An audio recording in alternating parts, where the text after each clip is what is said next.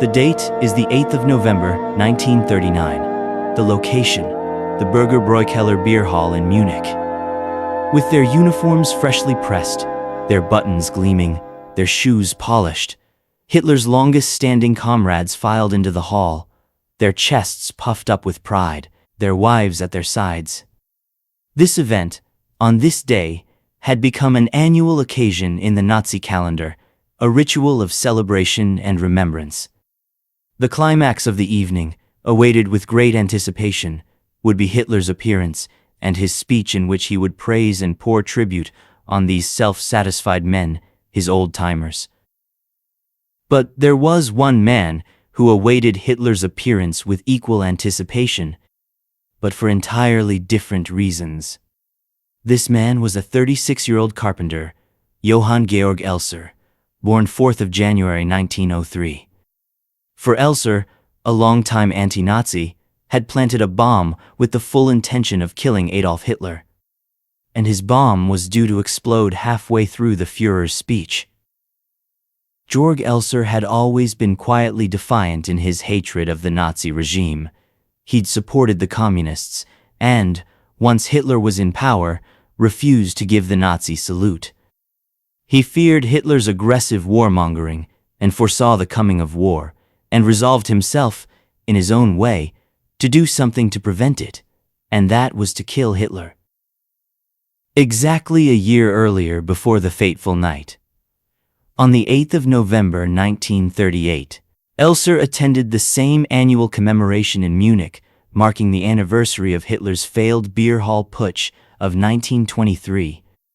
And it was this annual event, he decided, that would provide the perfect opportunity to implement his audacious plan. The following night, he witnessed firsthand the vicious Kristallnacht, when Nazis throughout the country terrorized Germany's Jews in a concentrated orgy of killing and violence. Seeing for himself this state-sponsored anarchy merely confirmed for Elser that what he was doing was right. Elser spent the next year preparing. Each year on 8th of November, since 1933, Hitler had come to the same beer hall and delivered a 2-hour speech, starting at 8:30, the precise time that, in 1923, he had bulldozed into the hall brandishing a pistol, interrupting a meeting of Bavarian city officials, and firing 2 shots into the ceiling, declared revolution. The beer hall putsch failed, but had become an occasion to honor and remember the Nazis that had fallen that night in Munich.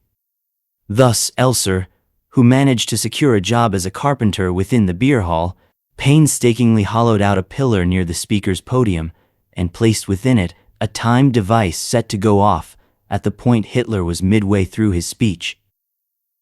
But sadly for Elser, and indeed for all mankind, Hitler changed his routine.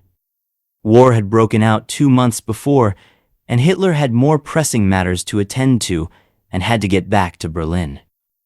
Thus, Hitler began his speech earlier than normal, and instead of the usual 2 hours, spoke only for an hour.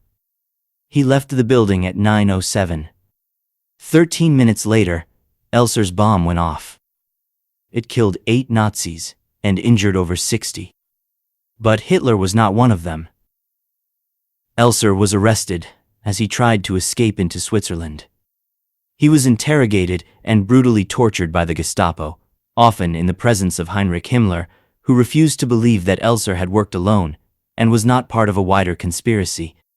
Astonishingly, they didn't execute him, at least not straight away. They kept him alive until the very end. He was shot in Dachau concentration camp on 9th of April 1945, weeks before its liberation. Georg Elser's story is a compelling story of the doomed hero, a testament to a man who almost single-handedly changed the course of 20th century history, almost. It is a story of quiet courage, determination, and tragedy. One can't help but wonder what might have been had this simple carpenter with a mission had set his bomb to go off just 13 minutes earlier. By such thin threads hangs the destiny of mankind. Thank you for watching. Feel free to comment and please subscribe to the Savage Years channel. And don't forget to hit the bell icon to be notified of future episodes covering the World Wars, the Cold War, German, Russian, and Soviet history, and much more.